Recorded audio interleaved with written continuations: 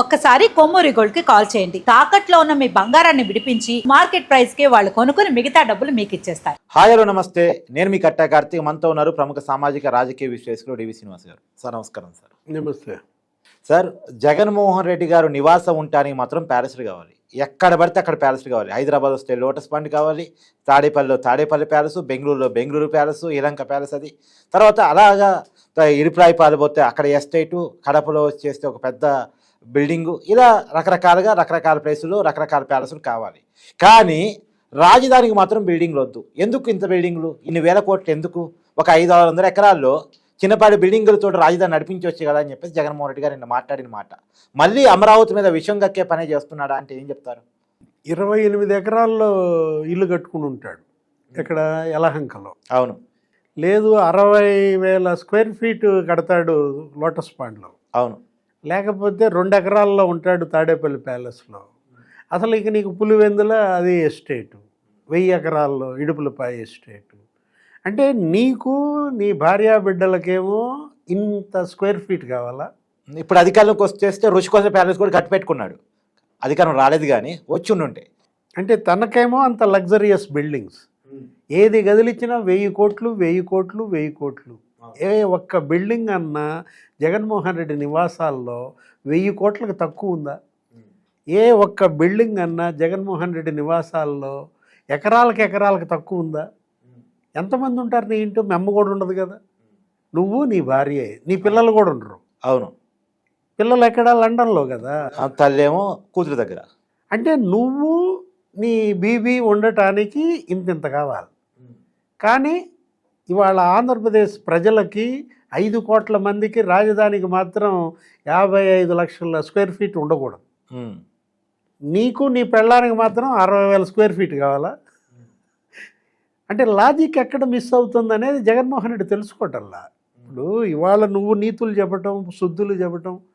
ఇప్పుడు మనం చూసాం, ఏది 6 లక్షల స్క్వేర్ ఫీట్లో కట్టారు కదా ఇప్పుడు అసెంబ్లీ, సెక్రటేరియట్, హైకోర్టు. ఇంకా 55 లక్షల ఎస్ఎఫ్టీలో ఎందుకని అడుగుతున్నాడు?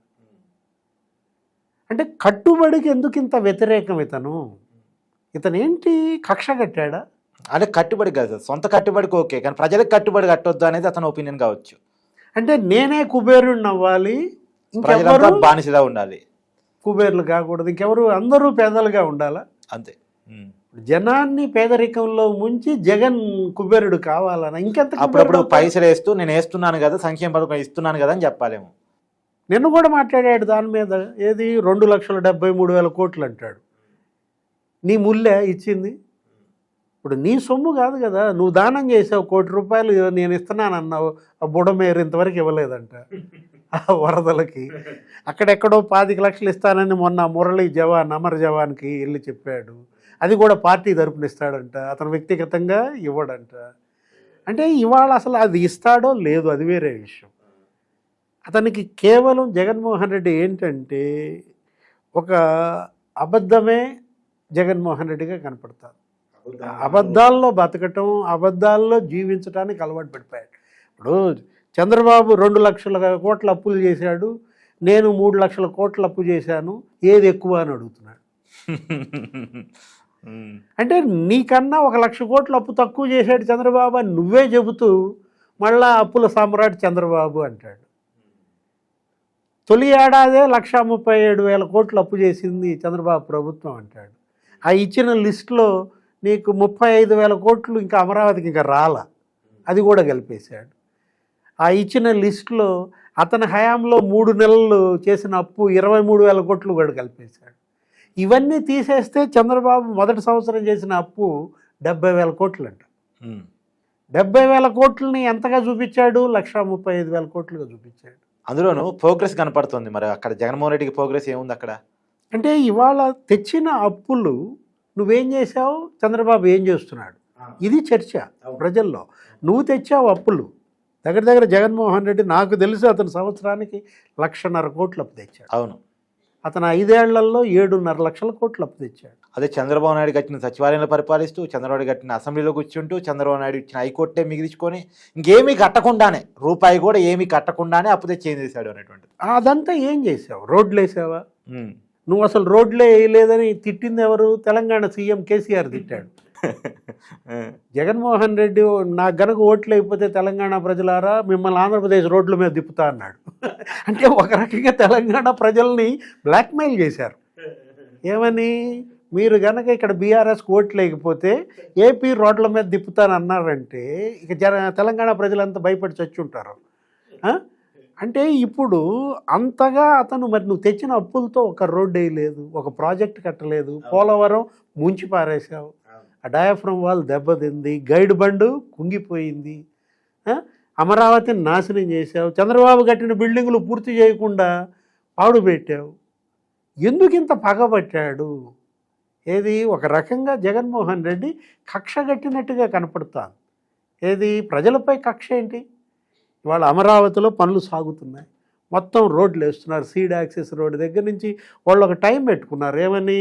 ఫలానా ఒక సంవత్సరంలో ఇప్పుడు వేసిన బిల్డింగులన్నీ కంప్లీట్ చేయాలి, ఒక 1.5 ఇయర్లో మొత్తం 320 కిలోమీటర్ల ట్రంక్ రోడ్స్ కంప్లీట్ చేయాలి, ఒక 3 ఇయర్స్లో ఐకాన్ టవర్స్తో సహా హైకోర్టు, సెక్రటేరియట్, అసెంబ్లీ ఈ బిల్డింగులన్నీ కంప్లీట్ చేయాలని వాళ్ళు 3 ఏళ్ళు కాల వ్యవధి పెట్టుకున్నారు. ప్రధానమంత్రి వచ్చాడు, 1,00,000 కోట్లతో మొన్న అక్కడ శంకుస్థాపనలు, భూమి పూజ, రీస్టార్ట్ అమరావతి. అవును. కంపరం పుట్టిందా? నీకేంటి కలవరం పుడుతోందా?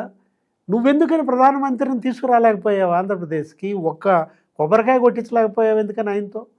వాళ్ళు 3 సార్లు ఇప్పుడు రేపు విశాఖపట్నం వాళ్ళు వస్తున్నాడంట. ఏది యోగా దినోత్సవం రోజు. అంటే మొదటి సంవత్సరమే ప్రధాని మోడీ ఆంధ్రప్రదేశ్ 3 సార్లు వచ్చాడంటే అక్కడ 2,00,000 కోట్లతో పనులకు శంకుస్థాపన చేశాడు, ఇక్కడ 1,00,000 కోట్లతో పనులకు శంకుస్థాపన చేశాడు. నువ్వెందుకని తేలేకపోయావు అనేది వాళ్ళ ప్రజల్లో చర్చ. అది వదిలేసి అమరావతిలో అంత పెట్టి కడతారంట, అక్కడ స్క్వేర్ ఫీటు 7,800 అంట, బంగారంతో కడుతున్నారా? బంగారంతో ఆళ్ళు కాదు కట్టేది, నువ్వు కట్టుకున్నావు బంగారంతో. ఆల్రెడీ గాలి జనార్దన్ రెడ్డి కట్టింది కూడా బంగారంతోనే. ఇవాళ గాలి జనార్దన్ రెడ్డి ఎక్కడున్నాడు? నోరు తెరిస్తే బంగారమే. ఏంటా బంగారం పిచ్చ? గాలి జనార్దన్ రెడ్డి మనం చూసాం, ఏది కుర్చీ దగ్గర నుంచి నీకు కమ్మోడు దాకా గోల్డ్ అంట, తినే కంచం, ప్లేట్స్, కప్పులు. ఏమైంది ఇప్పుడు ఆ బంగారం? జైల్లో ఎక్కడ తింటున్నాడు, దేంట్లో తింటున్నాడు చెప్పుకోడు. అంటే ఇప్పుడు జగన్మోహన్ రెడ్డి కూడా అంతే. అసలు ఈ ఒక్క లిక్కర్ మాఫియా దగ్గరే 6,000 కోట్లు ఒట్టి గోల్డ్ అంట లంచంగా తీసుకుంది. ఒక్కొక్క కంపెనీ నుంచి 200 కోట్లు గోల్డ్ వసూలు చేశారు. ఇప్పుడు జగన్మోహన్ రెడ్డి గారి ఇంట్లోకి ఎవరికి ఎంట్రీ ఉండదు కానీ సార్, లోపల అక్కడ కూడా బంగారు కంచాలు, గ్లాసులు, కప్పులు ఉంటాయా? బంగారపు కుర్చీలు, లేకపోతే ఇంకా బంగారపు కమోడు. ఏది మనం చూసాం ఋషికొండ ప్యాలెస్, అద్భుతం కదా అసలు. ఋషికొండ ప్యాలెస్ 600 కోట్లు. నువ్వు అసలు అక్కడ బాత్ టబ్ నువ్వు 40 లక్షల. ఆ బాత్రూంలో కూర్చొని సముద్రాన్ని అభిముఖంగా చూడొచ్చు. 15 లక్షలు కమోడా. అరే ఒక్కొక్క ఫ్యాను 3.5 లక్షలు అంట, ఒక్కొక్క బల్బు 60,000 అంట. నువ్వు ఇప్పుడు చంద్రబాబు డబ్బు వేస్ట్ చేస్తున్నాడు అంటాడు. నిన్న ప్రెస్ మీట్లో మాట్లాడుతూ ఎంత వేస్ట్ చేస్తున్నారు డబ్బు అంటున్నాడు. డబ్బు వేస్ట్ చేసింది నువ్వా వాళ్ళ? అవును. స్పెషల్ ఫ్లైట్స్లో తిరిగింది. వెంకటపాలెం నీ ఇంటి దగ్గరికి ఎంత దూరం? 10 కిలోమీటర్లు వెంకటపాలెం హెలికాప్టర్లో వెళ్ళి పట్టాలి. ఇవాళ తెనాలికి నీ ఇంటికి ఎంత దూరం? అవును. 15 కిలోమీటర్లు తెనాలికి నువ్వు హెలికాప్టర్లో వెళ్తావా? నువ్వు స్పెషల్ ఫ్లైట్స్లో నువ్వు తిరిగి వాళ్ళని డబ్బు వేస్ట్ చేస్తున్నారంటే వాళ్ళ జగన్మోహన్ రెడ్డి కొంచెం ఎందుకో ఆయన ఇవాళ ఒక వ్యాధితో బాధపడుతున్నాడు అంటున్నారు. ఏంటి ఏదో రకరకాల వ్యాధుల పేర్లు చెప్పారు. అదేదో personality disorder, narcissistic personality disorder అన్నారు, లేకపోతే ఏదో మైథోమానియా అన్నారు, అసలు లండన్ మందులు అంటారు. ఏదైనా కానీ ఇవాళ జగన్మోహన్ రెడ్డి ఓడిపోతే ఇంత ఫ్రస్ట్రేషనా? సరే ఎందుకు సార్ అమరావతి అంటే అంత కోపం ఎందుకు జగన్మోహన్ రెడ్డికి? అంటే ఇవాళ అమరావతి ప్రజలు నిన్ను గెలిపించారు అక్కడ గతంలో. అసలు గుంటూరు, కృష్ణా జిల్లాల్లో మనం చూసాం తెలుగుదేశం పార్టీకి 2 సీట్లు వస్తే గొప్ప 2019 ఎన్నికలు. అవును. అలాంటిది ఇప్పుడు అమరావతే కాదు, అసలు ఒక ప్రాంతం మీద పగేంటి? అవును. ఇప్పుడు అక్కడ ప్రజలు నీ పార్టీలో ఇప్పటికీ ఉన్నారు, నీకు 40% ఓట్లు వేశారు. నువ్వే చెప్తావు 40% ఓట్ బ్యాంక్ నాకు ఉందంటావు. 40% జవాబుదారీతనం ఇవాళ ప్రజలు నీ నుంచి ఆశించేది. 40% నాయకత్వ లక్షణం నీ నుంచి వాళ్ళు ఆశించేదనమాట. అది లేకుండా నువ్వు ఇవాళ అమరావతిపై కక్ష, పోనీ విశాఖనేమైనా ఉద్ధరించాడా? విశాఖలో రాజధాని పెడతా అక్కడే కాపురం ఉంటా అన్నావు. వాళ్లే నేను చిత్తుగా ఓడించారు. నువ్వు రావద్దు మొర్రో అని చెప్పి ఇవాళ ఉత్తరాంధ్రలో 30 సీట్లలో నీకు వచ్చేది 2. జగన్మోహన్ రెడ్డికి ఇక రాజకీయ భవిష్యత్తు శూన్యం. అది కూడా ట్రెడిషనల్ కాంగ్రెస్ ఓట్ బ్యాంక్ కావటం వల్ల అక్కడ వచ్చినాయి అరకు పాడేరు. ఇక అతను రాజకీయ సమాధి, ఆ పార్టీ ఇక రాజకీయ సమాధి. Thank you sir.